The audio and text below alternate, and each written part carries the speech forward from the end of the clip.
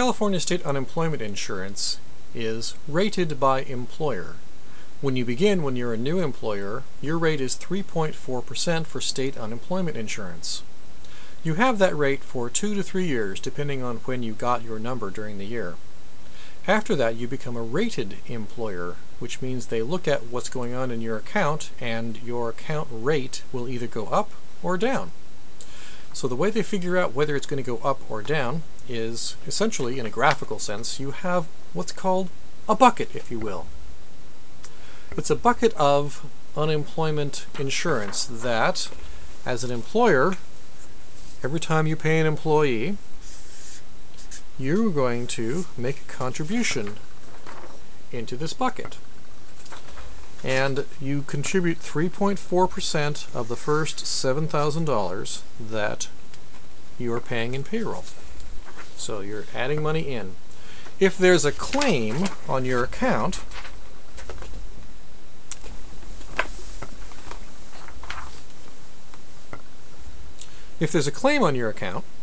then some of that money comes back out of your bucket, just like that.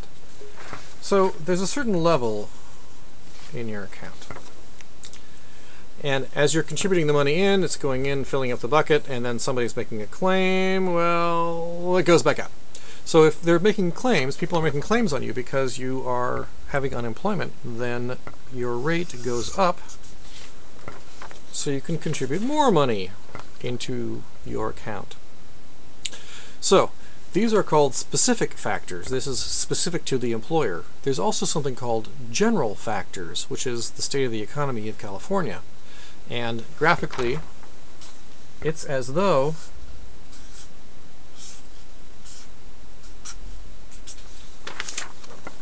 there's holes in the bucket. So if the state of California is such that there are a lot of people who are claiming unemployment and there are no employers who are contributing in because they're out of business, then the level outside of the world is going down, so the holes can get even bigger, and it makes your rate go up so that you can keep your bucket filled. And let's just say that there was no unemployment and there was lots of employers who were contributing, then in theory, then some of that money could flow back in through these holes and your rate would go down as a consequence. Typically at this time, the holes are big because there's a lot of people unemployed in California, so your rate will typically go up even though there's nothing going on in your account, which is to say no one has claimed any unemployment. So plan ahead. There are two kinds of workers. There is the independent contractor and the employee. When you hire a worker, you have to make a decision about whether that person is going to be an independent contractor or an employee. If they're an employee, then you have to do all the paperwork that's associated with payroll. So the way I describe it is there's a worker, and you have to make a decision about which direction they're going to go in. I think of this as sort of like a plank of wood, if you will, and I've got one sawhorse that has to do with statutory rules, S-T-A-T-U-T-E, statute, and there's another sawhorse over here that is common law. So statute is where you've got a very clear statute, it's a law that's on the books that you can look up, and it says if this is true, then you have an independent contractor, or if this is true, you have an employee. One of the statutes in federal law is that corporate officers are going to be employees. So that's a clear one. If you're not a corporate officer, you might be an independent contractor, you might be an employee. Common law is a little more of a muddy sort of a rule. It's not as clear. And the common law says if you pass a certain set of tests, then your worker is able to still be an independent contractor. If you fail on either one of these tests, either statutory tests or common law tests, then your plank of wood falls down and you have an employee. And it's important to note that gravity is strong here. So it's likely that if you're not sure if you're going to pass the tests or not, that your worker is going to wind up being an employee. So as I say, the statute clear, common law not so clear. There are a bunch of tests that an auditor will test or use to determine whether that worker is an independent contractor or an employee. Mostly these focus around the right of control. If you as the employer have the right of control for the worker to tell them what job to do, when to do the job, where to do the job, and most particularly how to do the job, then you probably have an employee. There are different ways of coming up with those tests, and it's possible that different auditors might come up with a different answer slightly. You want to know in advance which one your worker is so you can treat them properly and not get into any trouble because they might turn out to be an employee when you've treated them as an independent contractor. There are a number of resources that are available to you as an employer to help you make a decision about which direction your workers are going to go. My personal favorite is this one, which is Publication 1719 from the IRS. It's a trifold brochure. It's got a list of characteristics that you might review in order to make this decision, the most important of which is control. There's also in Publication 15A, there's about 3 or 4 pages in the beginning of that book that'll help you find the answer to that. As well, the IRS has something called Form SS8. Form SS8 is a form that you fill out and you send it into the IRS, and you're trying to get them to help you make this decision. The IRS will contact you and say, okay, you've asked me about Bob, this worker, so tell me about Bob. What does Bob do? What kind of tools does Bob use? Where are the tools kept? If the tools get broken, who fixes them? Who takes them home at night? A bunch of questions. They'll ask you a bunch of questions based on your having sent this in. And then they'll call up Bob, your employee, and ask the same series of questions, compare answers, and come up with a determination as to whether your worker is an employee or an independent contractor. The downside of three downsides on the Form SS8. The first one is that it's not just you, the employer, who could fill this out, send it in, and start this whole process. Your employee could also, or your independent contractor, your worker, could also send this form in and start the whole process. The second downside is that because it's the IRS and because they're contacting people, it can take a while for them to actually get the results back to you. I've heard that it can take up to 6 months, which is quite a bit of time if you're trying to make a decision about how to write a check, paycheck, or regular check. Kind of a long time. The third downside is that I'm told that the IRS is likely to check up on you.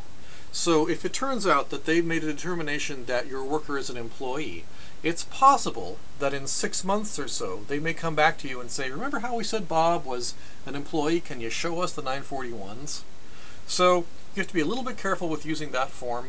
There are some other state forms that are available depending on which state that you're in that may be less intrusive, if you will. So it's important to make the decision correctly, because if you don't make the decision correctly, it's possible that what may happen is the IRS or other agency may come in, see that you have independent contractors, and reclassify them as employees, which means that you owe the payroll tax on those employees. Not only the payroll tax that you were responsible for as the employer, but also the tax that should have been withheld from their checks. It can be considerably very expensive to do that. And it's not just the tax, it's also going to be penalties and interest.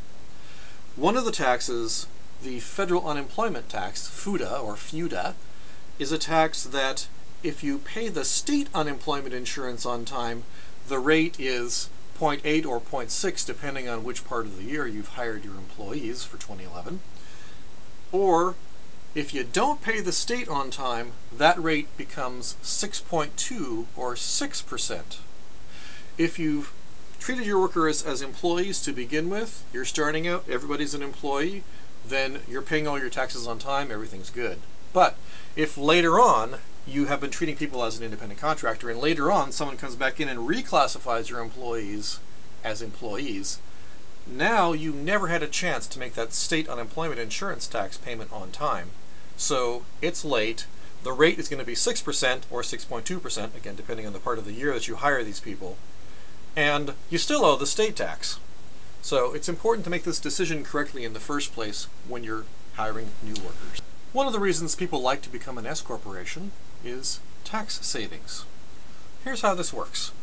If you are a Schedule C person, then all the income that you receive, let's say it's $100,000, is subject to what's known as self-employment tax, also known as payroll tax. It's about the same amount. It's about 13.5%-ish. So if you're making $100,000 net in your Schedule C company, you're going to be paying about $13,000, let's call it 13.5-ish, in self-employment tax, and it's also income. So you've also got income tax. Let's call it about $25,000. About 25%. Let's just say that's your tax rate. So what happens is that all the income that you have is going to be subject to the self-employment tax amount, and it's going to be subject to income tax. It's income, it's also self-employment income. If you become an S corporation, and you have that same net, what you do is you split your income into two kinds of income. One kind is going to be payroll, which will be subject to the self-employment tax, and the other kind is going to be a dividend-like distribution that will come out of the company to you. And the key to all this is that the distribution part of the income that comes out is not subject to self-employment tax. The reason is that it's like a dividend, and if you can imagine, let's say you got a dividend from Kraft Foods. It would still be income, you'd still pay income tax on it, but it's not self-employment income, it's more of a return on your investment. So, the advantage of being an S corporation is that some of the money that's coming out is going to be like a return on your investment, and it's not going to have that self-employment tax component in it. Therefore, you don't have to pay the self-employment tax on that part.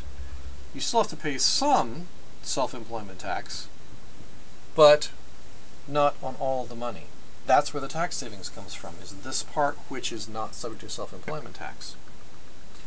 So, the trouble, or the thing that people try to do, is they're thinking ahead, and they say, I know, how would if we make all the money that I get come out as a dividend-like distribution?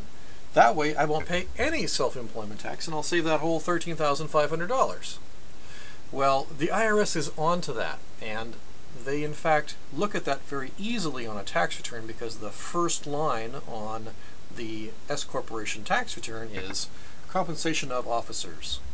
So if that number is 0, but there's money that's getting netted, or you have income from the company and you're pulling money out, it looks bad. It's really easy to audit.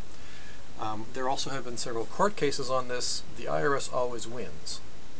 What the IRS position is that your S corporation should pay reasonable wages to the officers. The tricky part about this is that they don't really tell you what reasonable is. So unfortunately that splits things wide open for a variety of interpretations. It's part of the fun actually of doing an S corporation, is that you have to figure out what a reasonable wage might be. I like S corporations, they're kind of my favorite. So there are several ways that you can document what a reasonable wage might be. One of the ways is to go to the Bureau of Labor Statistics. There's a website, bls.gov, and that website you can figure out what your category of revenue is, what business what category is your business, and then you can look up and figure out for your size what kind of income is the average, and that kind of gives you an idea. So there are a variety of ways to go back out and document why your income is a certain way and keeps you out of trouble. You have to have some wages if you're making money. I've been told by 3 different IRS people now that if your S corporation has 0 income or negative income, reasonable wage could be 0. So if you're not making any money, don't worry so much about this. But if you're making money, particularly if you're drawing money out of the company, you need to ensure that you have a reasonable wage each year. Thank you.